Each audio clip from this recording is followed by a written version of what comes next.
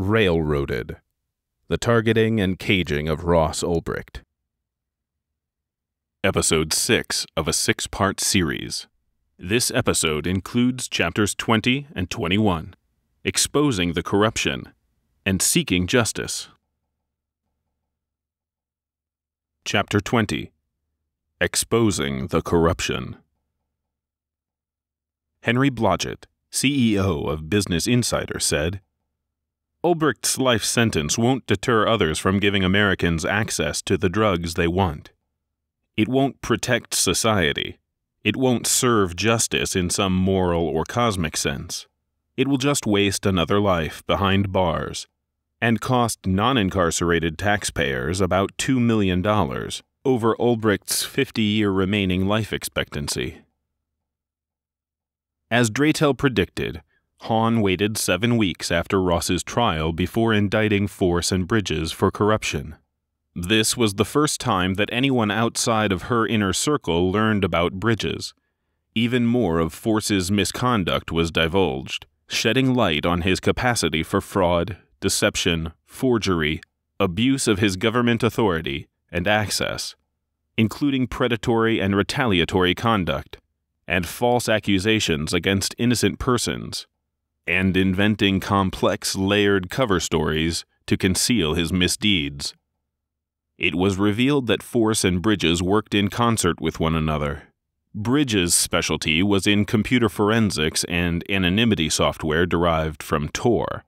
He was the task force's subject matter expert in Bitcoin. Force was therefore assisted in his illegal, unauthorized infiltration and manipulation of the Silk Road website by a computer forensics agent with expertise in anonymity and Bitcoin. The agents engaged in a series of complex transactions between various Bitcoin accounts and received several large international and domestic wire transfers through late 2013 and early 2014. All deposits after October 1, 2013 were made when Ross was in prison, begging the question of the source of those funds. It became clear that Force and Bridges were masters of deception.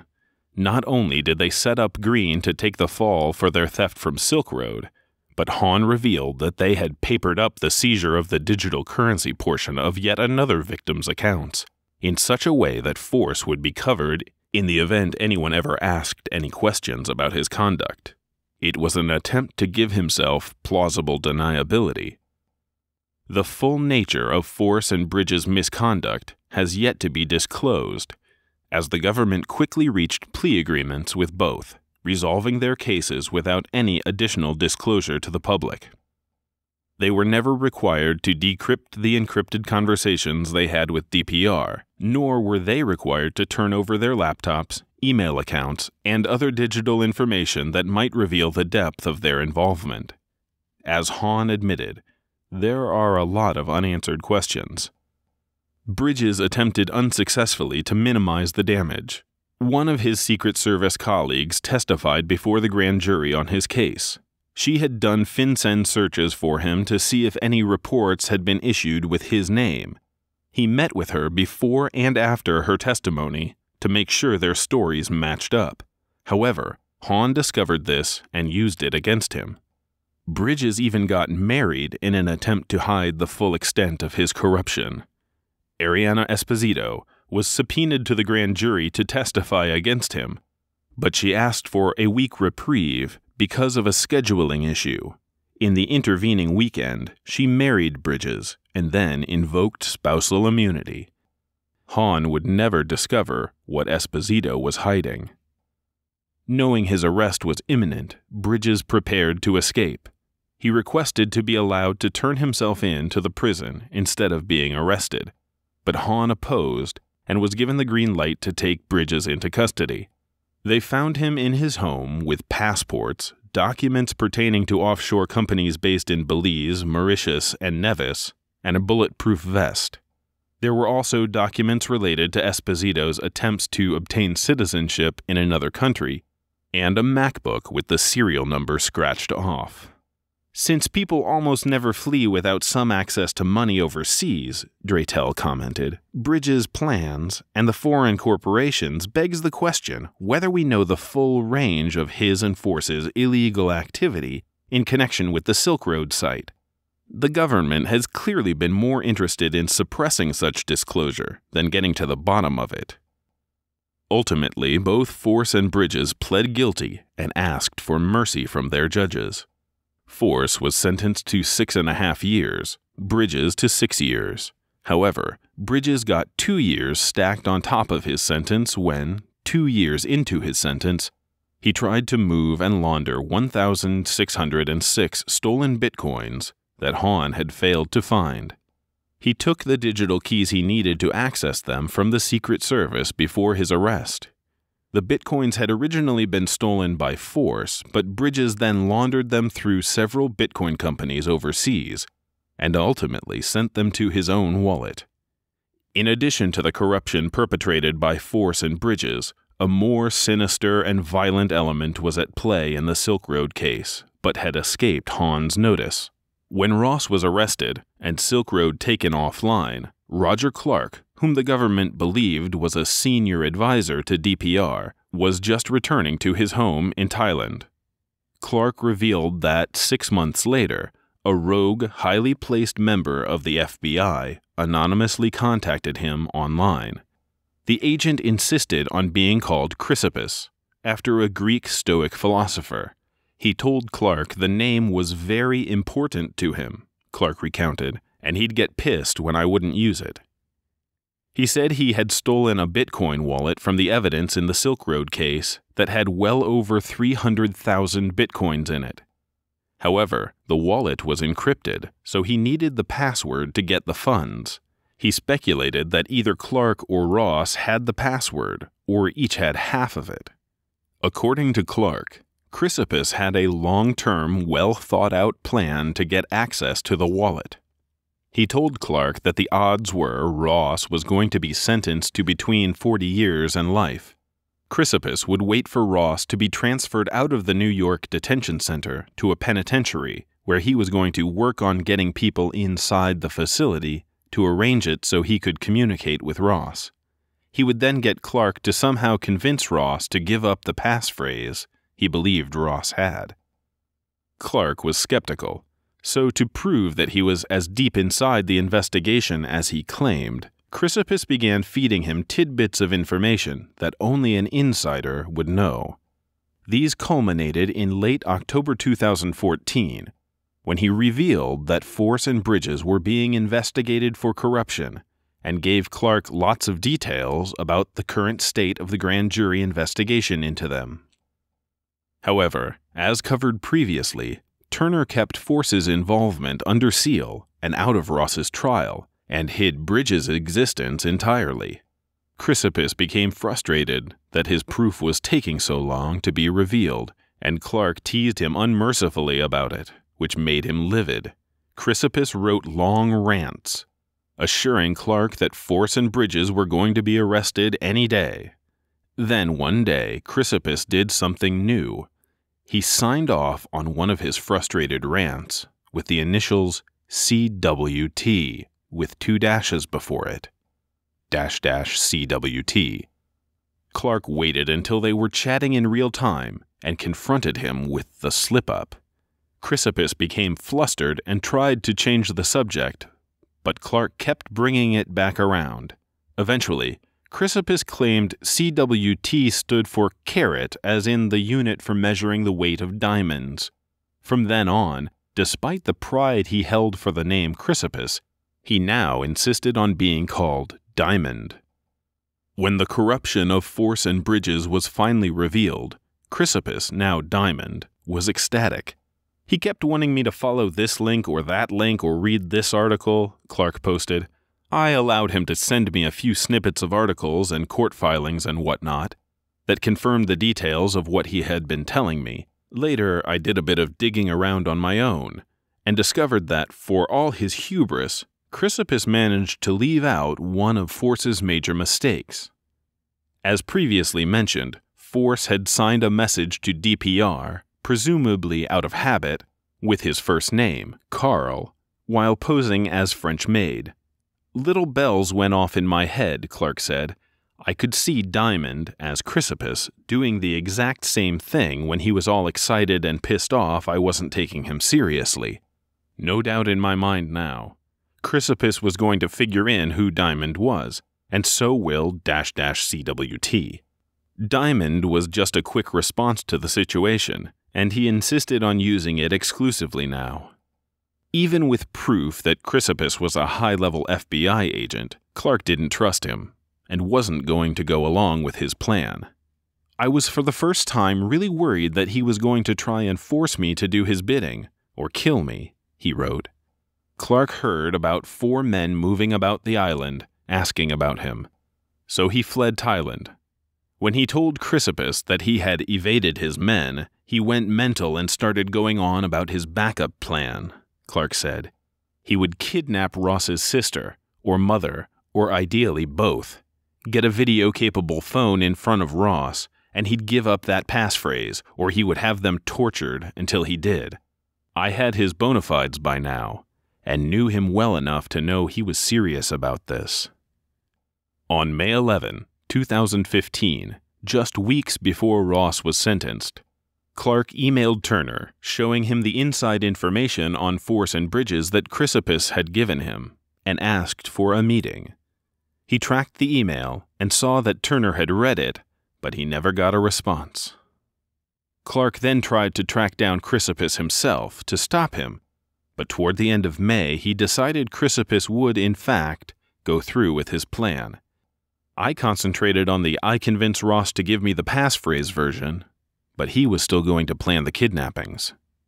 Once again Clark emailed Turner, even though Chrysippus had threatened his life if he had any dealings with the U.S. justice system in any form. Again the email was read, and again Turner ignored him.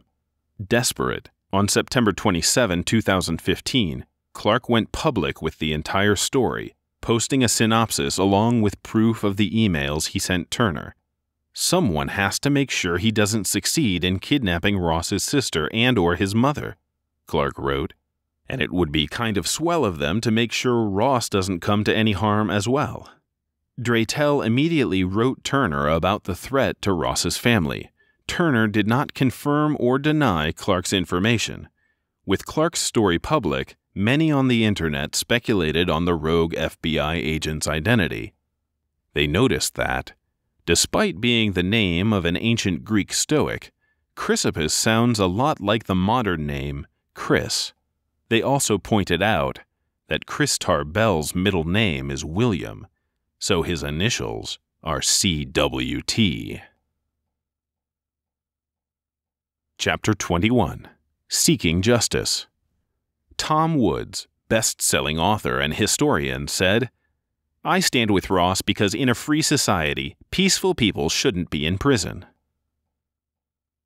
Given the rampant corruption by Force and Bridges, Judge Forrest's abuse of discretion at Ross's trial, and the draconian life sentence, many believed that Ross's conviction and sentence would not be upheld by the higher courts.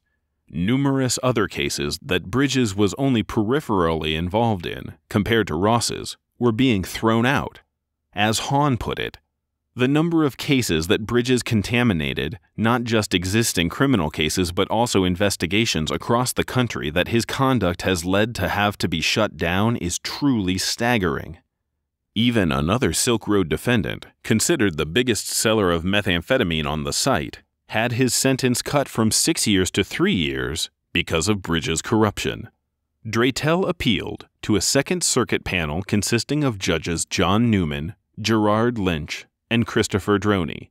He argued that Ross was not Dread Pirate Roberts, that government investigators and persons directly involved with the site concluded that there were multiple DPRs over the course of Silk Road's existence, and that DPR framed Ross. He told them that Judge Forrest had blocked evidence that Force and Bridges, who Turner hid until after trial, had infiltrated the internal operations of Silk Road's website and communications and financial platforms. He told them about how Judge Forrest had suppressed Karpelis's involvement, Jones's statement proving that over time there was more than one DPR, and Belivin's and Antonopoulos's expert testimony. Draytell argued that Judge Forrest's rulings eviscerated Ross's defense and denied him a fair trial, and asked them to right this wrong. He also re-raised the Fourth Amendment issues Judge Forrest had denied regarding pen traps and overly broad warrants, and challenged Ross's life sentence. Despite all this, the Second Circuit judges denied Ross's appeal in its entirety. Judge Lynch wrote the opinion. He accepted Turner's false excuse that Force and Bridges needed to be kept secret, stating that there was no need for disclosure. He said that keeping the investigation into Force under seal did not result in any injustice. He defended Judge Forrest, saying that forcing Ross's trial forward, instead of waiting the 7 weeks for Force and Bridges to be indicted, was not irrational or arbitrary. Judge Lynch acknowledged Ross's defense that Silk Road reduced the harms associated with the drug trade in several ways. For example, that trafficking in drugs over the Internet reduced violence associated with hand-to-hand transactions and the societal stigma of drug use. And Silk Road's vendor rating system ensured that customers had access to better quality drugs and more information about the drugs that they were purchasing. He went on to say that reasonable people may and do disagree about the social utility of harsh sentences for the distribution of their sale and use at all. It is very possible that, at some future point, we will come to regard these policies as tragic mistakes and adopt less punitive and more effective methods of reducing the incidence and costs of drug use. At this point in our history, however, the democratically elected representatives of the people have opted for a policy of prohibition, backed by severe punishment. That policy results in the routine incarceration of many traffickers for extended periods of time. As they had Judge Forrest, the political beliefs she attributed to Ross troubled Judge Lynch. Ulbricht believes that drug use should be legalized, he wrote. He appeared to contest the legitimacy of the laws he violated, which was enough to give Judge Forrest the power to condemn a young man to die in prison.